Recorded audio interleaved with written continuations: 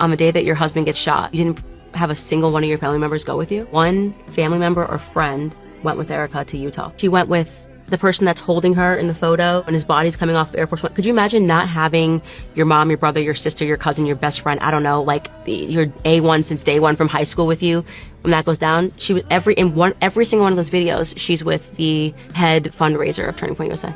The person holding her, hugging her, crying, that's Stacey Sheridan. She's a chief fundraiser. Stacey Sheridan is the one recording her while she's in the casket. No one can make that make sense. You cannot tell me 1,000 times that you would not have a family member, a cousin, a brother, somebody other than just all Turning Point people. And mind you, the vice president is offering to fly over whoever you want. So this isn't like, oh, we couldn't get to Utah. Like, your family will crawl over glass to get to you, go through something like that.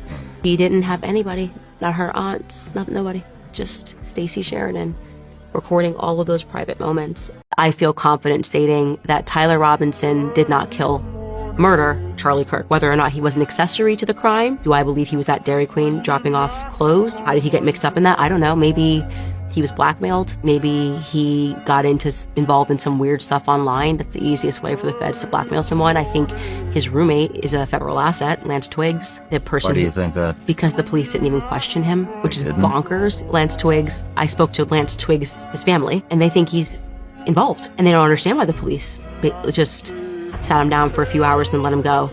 And they said he's involved in a lot of bad stuff. He lived with them for a little bit. And so they were shocked that the police just had never had any interest in Lance Twiggs. And he is crucial to the story that they're trying to tell as the roommate. If you're dating, if they're in a gay relationship and you're dating him, you would have access to his guns. You would have access to, you could easily set up somebody that you're dating. And that's what my gut tells me, is Lance Twiggs is a federal asset. There are so many historical lessons about what can happen to a country and good men do nothing. And so what scares me is thinking about what's going to be like in America when my children are my age, because I was too scared to say something when Charlie Kirk was publicly assassinated and the most powerful people in the country colluded to lie about it. If Charlie Kirk was not safe in the United States of America, nobody is. Nobody is. Do you feel this is your responsibility? I don't know if responsibility would be the word that I would use. I just know that it's a part of my journey. I know that it's not a coincidence that Charlie kept telling me he was going to die young, that he had really deep visions about his death in 2018. Very specific visions about the fact that he was going to die young, and that he knew that I would be the one to fight, and something is motivating me that's real. And I think people respond to that, and it's made a difference. Charlie is trending every day. He's trending every day. And that's not what they wanted. They wanted everyone to stop talking about him the moment Erica and Trump hugged on stage at the memorial. How people couldn't see the Israel threat in this doesn't make any sense to me. Blackman was posting a bunch of pro-Israel people, and Charlie was pressed on his changing views. And he was pressed by Seth Dillon. Voices were raised.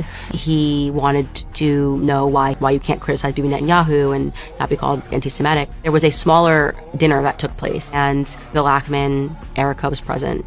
Bibi Netanyahu called. Now, what I was told directly from Andrew Colbert, which Erica didn't know that my source was Andrew Colbert on this. She was surprised in person when I told her this, was that Bibi offered to take Turning Point USA to the next level. And Charlie said no. I think Charlie knew something. I think the biggest question that has not been answered in all of this is what happened at the Hamptons. Did you get fired or did you quit? I got fired. First I was like, whoa, what am I getting fired for? And then as they started listing the reasons, it was basically 1,000 different ways that you've been anti-Semitic. They were wanting me to kind of like pledge allegiance to Israel. And I just wasn't going to do that. They had a whole conspiracy that I was secretly working with Nick Fuentes and Tucker Carlson to bring down the Daily Wire. And that's because that's what they did to Breitbart. They were accusing me of what they had done to a company prior. The PR person at Daily Wire told me to go on this show that had a DJ that just makes sound effects. And when me and the person were speaking about Ben Shapiro, a sound of a cash register went off. And they thought that that was like pre-planned anti-Semitism. The ka-ching sound effect.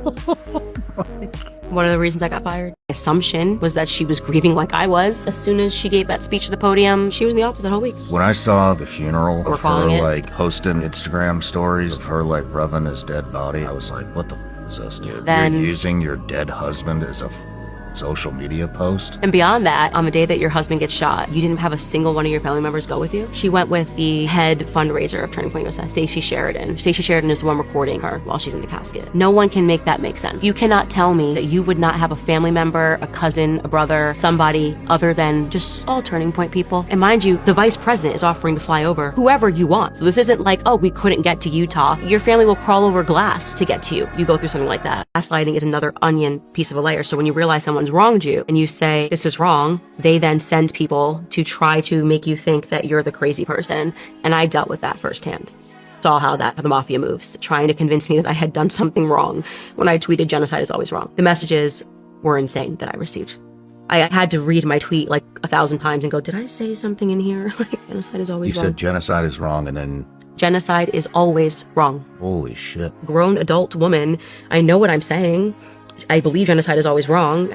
This was all via text message. So, and of course, the Daily Wire, who were trying to convince me that I owed Ben an apology for saying genocide is always wrong. Watching that psychological element of them trying to convince me that I had done something wrong was insane. And Dave Rubin was messaging me. It was just full on everyone trying to explain to me, like, let me help you. It's always the approach of like, I'm your friend and I'm trying to help you realize the error of your ways. And it's just full-blown gaslighting. Who do you think is going to be the next president? Polly Barker right now puts Vance at the top, and then below is Rubio and Gavin Newsom. I don't see how Vance gets around everything Trump did. I don't see how Vance gets around what happened in Iran. I don't see how Vance is able to talk his way out of that. Well, I'm going to tell you how. All these Catholics are really leaning into being Catholic now because it's the fastest growing Christian denomination in the world. I don't think that's going to be enough. He missed an opportunity to stand up to Trump on some of those points, and his unnecessary tweet against the Pope. A lot of, I think, missed opportunities for Vance to not write about being a Catholic or say he's a Catholic, but to stand up to the stuff that's happening in the administration that's just downright ungodly. You bomb a school with 150 schoolgirls in it, I think it's going to be hard for him to get around it. But anything can happen in a world where elections are fake and gay. Charlie was right that his death was going to happen because it would be tied to a global awakening. And I've seen that. I've seen the seeds of that. You bomb a school with 150 schoolgirls in it, and then they lie about it, and then it's like, whatever. I don't know, BB wanted us to do it. I think it's going to be hard for him to get around it. Trump is not his own man. Plain and simple. Trump is not running this administration. It wasn't a gift. It wasn't, hey, I really love what you're doing. Here's $300 million. It came with contingencies, demands, one of it being that they wanted to annex the West Bank, which was something that was told to me by Charlie and Andrew Colbert, who were present for that meeting between Mary Madelson and Donald Trump, that she said that. I'll cut you this check. When we want to annex the West Bank, that's what they wanted in exchange. So now I think he probably has a little bit of regret taking the money. I think so. I don't think he likes not being his own man. I think that's what a lot of the lashing out is about. I think Trump, at his core, wants to be liked, and I think he knows he's not liked right now. 20 years from now, they'll say, Palestine doesn't exist. He's a man of the future. They'll rewrite history. They'll say they were the victims. It all started on October 7th, and he'll wipe away entire identities. You think he was because he was going against Israel? 1,000%. You go against Israel.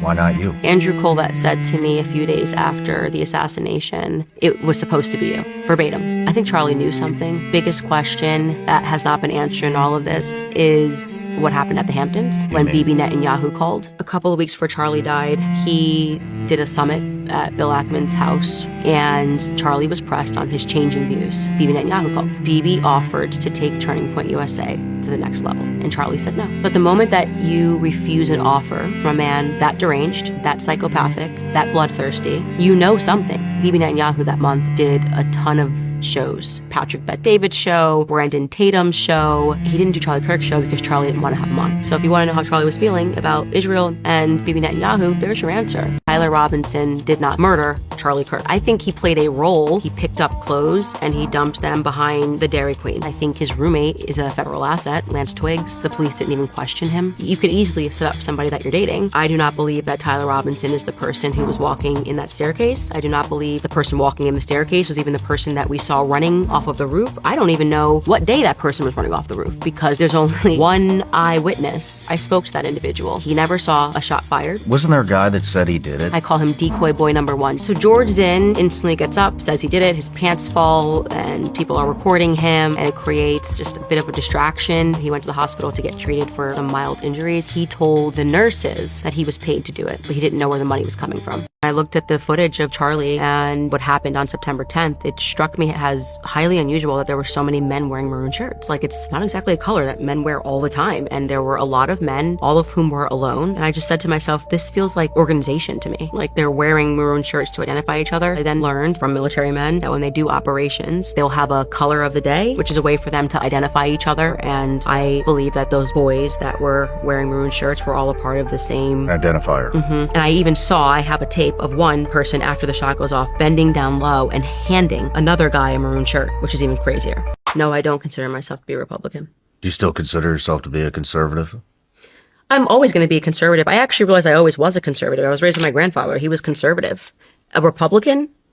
Yeah, Different. I guess there is a difference now, huh? I don't know, man. I trust my gut, but maybe I don't trust my gut because the lead up to this last election was just all lies. Something happened to Trump, right? The person that I think I placed stock in was Trump. And we got played. I mean, there's no other way to say it. And the obvious answer is I think that Trump desperately, by any means necessary, wanted to win again. Felt the election, like many people do feel, was stolen from him in 2020. COVID, changing the way we vote. I totally agree with that, by the way. And his entire life's mission then transformed into, I will do anything to win again, including making a deal with the devil and selling my soul. That's what you think happened. And he took $300 million from Miriam Adelson, something that he once mocked Marco Rubio from doing. He tweeted once about Sheldon Adelson owning Marco Rubio. You don't take $300 million from people who run Vegas and tell them no about anything. And so Trump is not his own man, plain and simple. Trump is not running this administration. Now I think he probably has a little bit of regret taking the money. You think so? I think so. I don't think he likes not being his own man. I think that's what a lot of the lashing out is about. That they don't know what the they're doing. Do you understand that? I think Trump, at his core, wants to be liked, and I think he knows he's not liked right now. You think he'll ever be liked again? No. Me neither. So to answer your question, no, I don't consider myself to be a Republican. Yes, I do consider myself to be a conservative. Yeah, I'm the same. Yeah, that's all real. It's a cult worship. They believe in sex magic. These people wrote extensively about the sex parties they were having, that they were summoning demons. The craziest part is the people that protect them. That's hard to know, that people that come up with in politics will look the other way for the right price. Everyone knew what Epstein was doing, and then he was protected, and they knew that he went to prison. I think about this shit all the time. I got a hot question for you. So we had Claude scrape the internet for the most viral question, and here it is. This week, a hacktivist leaked the membership of Dialogue, a secret invitation-only society Peter Thiel founded in 2006, with a roster that reportedly includes a sitting Treasury Secretary, senators, and military and intelligence officials. So here's the question. Have you looked into this at all? And what's your take? What's the group called? Did they find out the name? Dialogue. Oh, it's called Dialogue? I mean, my general instinct on Peter Thiel is no. His name is an anagram for the reptile. It's a no. He appears in the Epstein files so much after lying to Joe Rogan and saying like, oh, he helped me with some math stuff.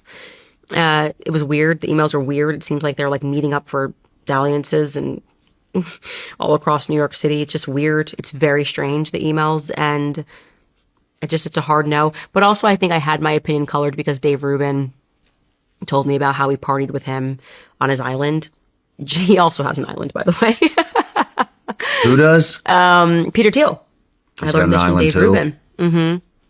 And Dave Rubin told me the story that still lives inside of me.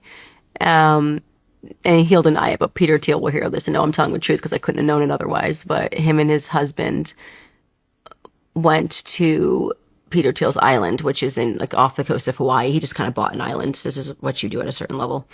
and he has his house on it. And he, I guess, got to an age where he realized that like he needed somewhere to dump his wealth. So he decided to have a kid, got a surrogate, whatever. And he said it was the weirdest thing because once his son was born, they all were there on the island. And Peter Thiel is building a house next door for the nannies to raise the child. And he said when they brought the child around the table at his house, they basically like the servants were like presenting the child, and Peter was just sort of like looking at the child like, yes, yeah, there he is or whatever. And it was like very strange and detached, and that, they partied with Peter Thiel. And I'll leave it at that. But I had my opinions about who Peter Thiel is was shaped by Dave Rubin. It's not a guy that I want in authority to make any decisions whatsoever. That's a dark, dark, dark future. They just released a shit ton of names that are in this thing. Have you seen this yet? I think they did it while we were sitting in here. I just saw it on the last break. We'll put the names up on screen right now so everybody can read them. Here's a follow-up question. Across everything you've dug into, true crime, cults, criminal networks, what's the single most disturbing thing you've found that you actually believe is real? You come across some dark shit, so. Yeah, I mean, the understanding of the pedophilia, that's all real. It's all real. It's a cult worship. And it goes back to, like, they believe in sex magic. And sex magic? Sex magic. You could get into like Aleister Crowley. All that's real. I mean, he wrote books about it. It's not like they were trying to hide it, but these are the elites. Like these aren't people that are at the bottom. It's why I find it hilarious when people believe in the moon landings. I'm like, do you know the history of the Jet Propulsion Labs and that it was created by Aleister Crowley's acolyte, a protege, so to speak? These people wrote extensively about the sex parties they were having, that they thought they were summoning demons. They were summoning demons. I thought they were summoning demons. And they harm children. That is the world we live in. And I think that is very disturbing to have to contend with that. And the craziest part is the people that protect them. Oh, for money.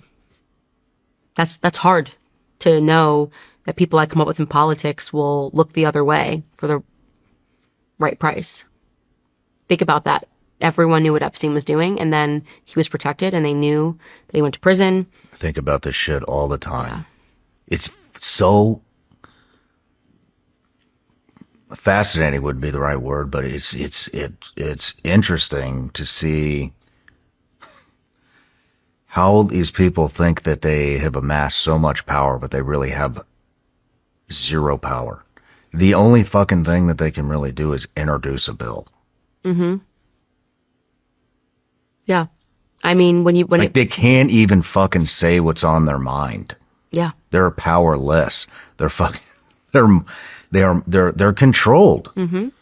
I think that, I think that's a way a means to control people is to get them into politics. Yeah. They control Congress. There's no question about it. But they really think that they have fucking power.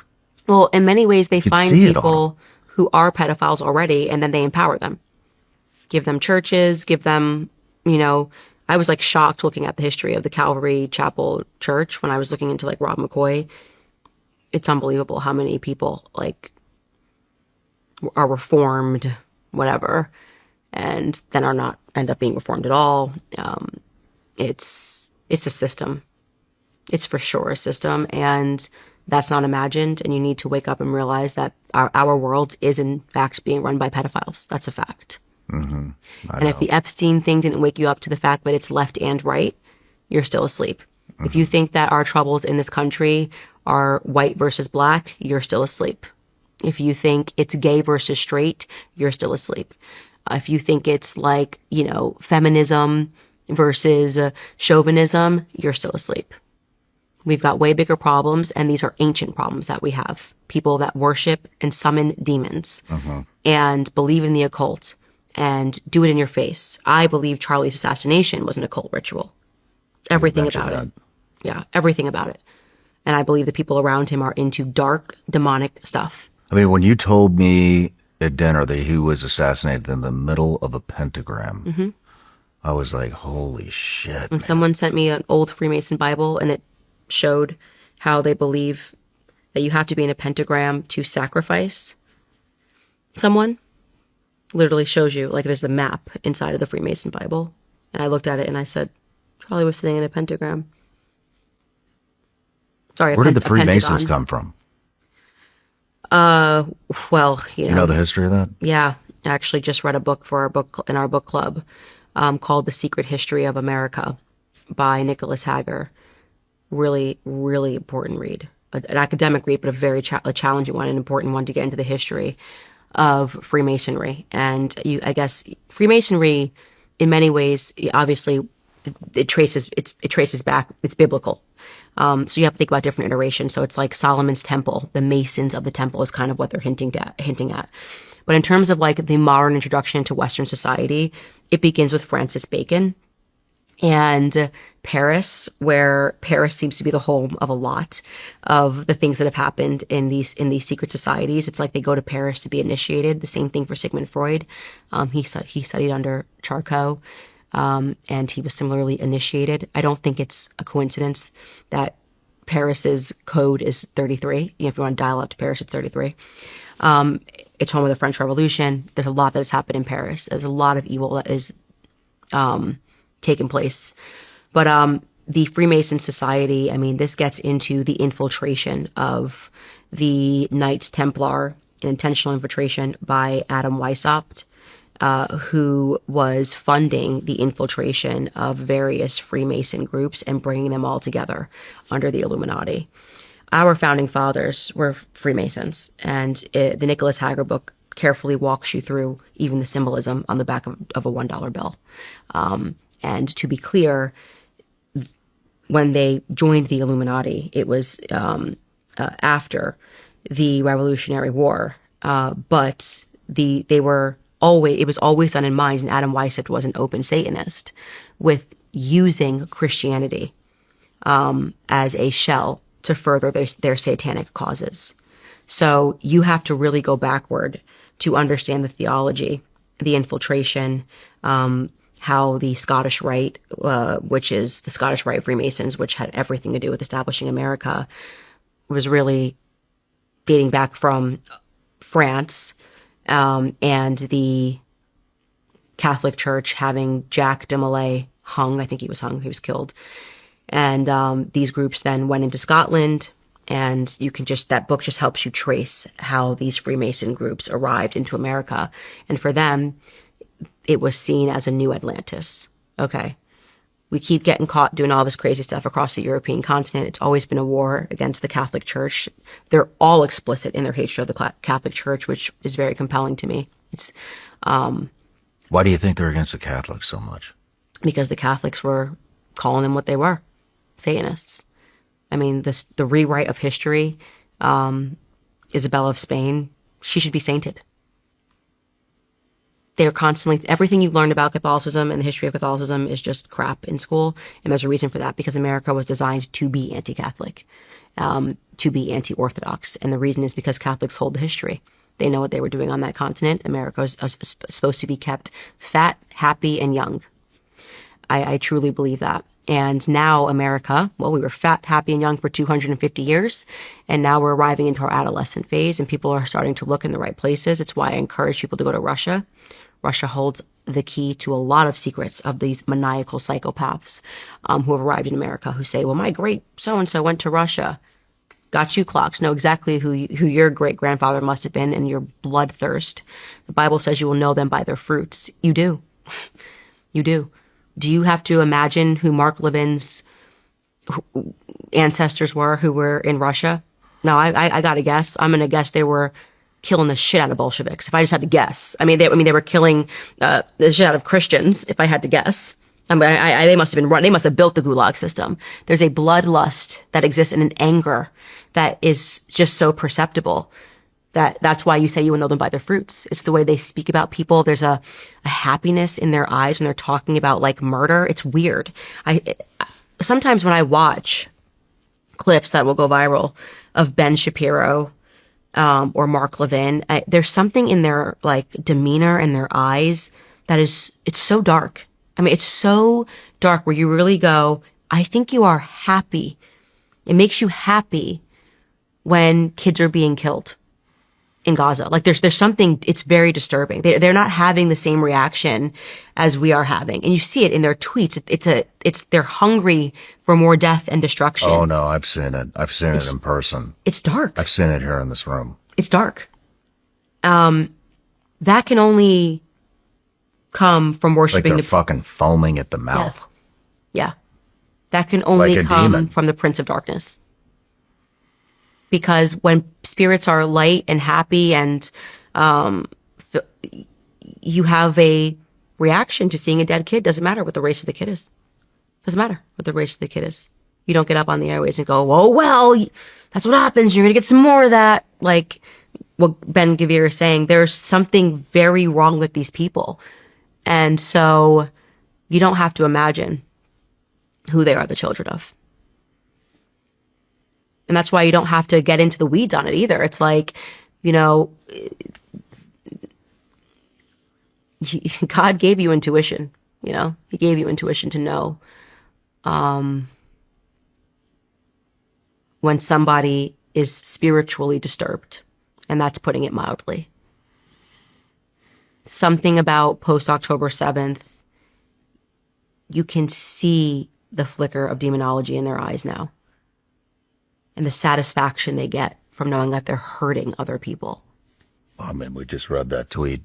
Yeah. Honest. There's 1,000 more just like it. Honest. From other people in powerful positions over there. Mm-hmm. There's been so many things that just, I mean, to me that prove how bad the influence is. Like sending that fucking pedophile back to Israel. You know about, you saw that, right? Well, he was in the cyber team, or they're one of the top guys in their cybersecurity fucking wing of the idea. I don't know, whatever. Came here luring, 12-year-olds or something in on the internet to fuck them. Mm-hmm. We didn't do anything to them. We just packaged them up and sent them back to Israel. Where he can do that freely, by the way, because they've been harboring and protecting pedophiles for a while. We're just cattle to them, right? Mm-hmm. Because it gets into that frankest faith that actually dominates the frankest beginnings, the frankest origins of Israel. That's not Judaism. The Star of David is not the Star of David. It's Solomon's Keys. Look up at Aleister Crowley's book. He's got the Star of David all over it. It's about summoning demons. It's Baal worship. And they don't want you to peer to know the history of that. But that's the reality. So Star of David. But people are waking up to that, and I think that's why they have a certain, it's almost like they're under pressure right now. Like their lust for destruction has never been louder. They're like shape-shifting. I think it's the best way to put it. I feel like we're watching people who used to play human shape-shift into demons in real life. No matter where you're watching the Shawn Ryan Show from, if you get anything out of this at all, anything, please like, comment, and subscribe. And most importantly, share this everywhere you possibly can. And if you're feeling extra generous, head to Apple Podcasts and Spotify and leave us a review. Did you meet your husband? With Charlie. This is a crazy story, but the same exact week that Charlie was having these dreams about dying, or where he was really deeply talking to me about it. He had the dreams over and over again, he said, from a time he signed with Turning Point. But he was like, it was a lot of things happened that week. One, by the end of the week, Kanye tweeted me, okay? He was like, I'm gonna die. I was just like, we need to get to London. You need to go to the UK. No reason. We had no reason, no rhyme or reason to go to the UK. And I just started hammering him in April, being like, we need to go to the UK, we need to go to the UK, we need to go to the UK. June comes around, I'm hammering him, we need to go to the UK. He's like, for what? And I'm just like, just make up something to be there. I just feel like pulled to go to the UK. I have the messages. It's so crazy to read back. And so eventually I say to him, give me your credit card. I'm just going to book the flights, because then you'll be forced to just make a reason for us to go to the UK. And I did it. And I had never done that, never booked flights, never taken his card. And I was like, now we're going to the UK, so find something for us to do. And he was like, well, I've been wanting to like build out Turning Point UK and build out this international thing.